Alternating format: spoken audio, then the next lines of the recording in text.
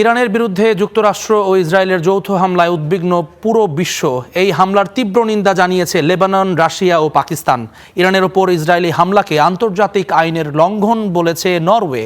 এই হামলার মধ্যপ্রাচ্য জুড়ে তৈরি হওয়া উত্তেজনায় উদ্বেগ প্রকাশ করেছে বেলজিয়ামও।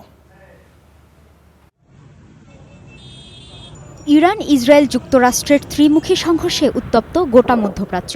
বিধ্বংসী এ সংঘাতে উদ্বেগ ছড়িয়ে পড়েছে পুরো বিশ্বে। হামলা নিয়ে প্রতিক্রিয়া এসেছে আন্তর্জাতিক মহল থেকে।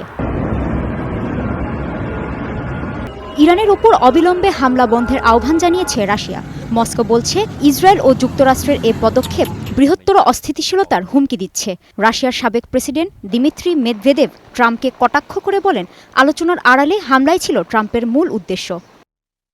শান্তির দূত তার আসল চেহারা দেখিয়েছেন, এ নিয়ে আমাদের কোনো সন্দেহ ছিল না। ইরানের সঙ্গে সব ধরনের আলোচনা ছিল সামরিক অভিযানকে আড়াল করার উপায় মাত্র।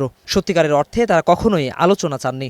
ইরানের বিরুদ্ধে ইসরায়েল ও মার্কিন যৌথ হামলার তীব্র নিন্দা জানিয়েছে পাকিস্তান। এ সংকটের শান্তিপূর্ণ আলোচনার মাধ্যমে সমাধান নিশ্চিত করতে দ্রুত কূটনৈতিক প্রক্রিয়া পুনরায় আলোচনা শুরু করার আহ্বান জানিয়েছেন দেশটির পররাষ্ট্রমন্ত্রী ইশাকদার।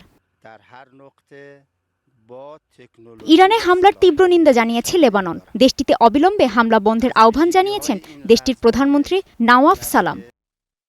আমি আবারও স্পষ্ট করে বলছি, কোনো দেশের নিরাপত্তা ও ঐক্যকে হুমকির মুখে ফেলে এমন যে কোনো অভিযান নিন্দনীয়। আমরা ইসরায়েল ও যুক্তরাষ্ট্রের এই অভিযানকে মেনে নেব না।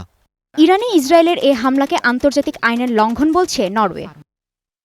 ইসরায়েল এই হামলাকে প্রতিরোধমূলক হামলা হিসেবে বর্ণনা করছে, তবে এটি আন্তর্জাতিক আইনের সঙ্গে সামঞ্জস্যপূর্ণ নয়। প্রতিরোধমূলক হামলার জন্য তাৎক্ষণিক ও আসন্ন হুমকি থাকা প্রয়োজন। ইরান এমন কোনো হুমকি তৈরি করেনি। মধ্যপ্রাচ্যে এমন উত্তপ্ত পরিস্থিতিতে উদ্বেগ প্রকাশ করেছে বেলজিয়াম। ইরানি জনগণ তাদের সরকারের সিদ্ধান্তের জন্য মূল্য দিতে পারে না। আমরা গভীরভাবে দুঃখিত যে কূটনৈতিক প্রচেষ্টা আগেই কোনো আলোচনা ভিত্তিক সমাধানে পৌঁছাতে পারেনি ইরান ও যুক্তরাষ্ট্র।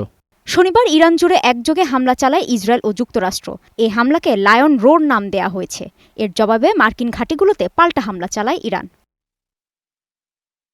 কাজী শাহরিন, স্টার নিউজ।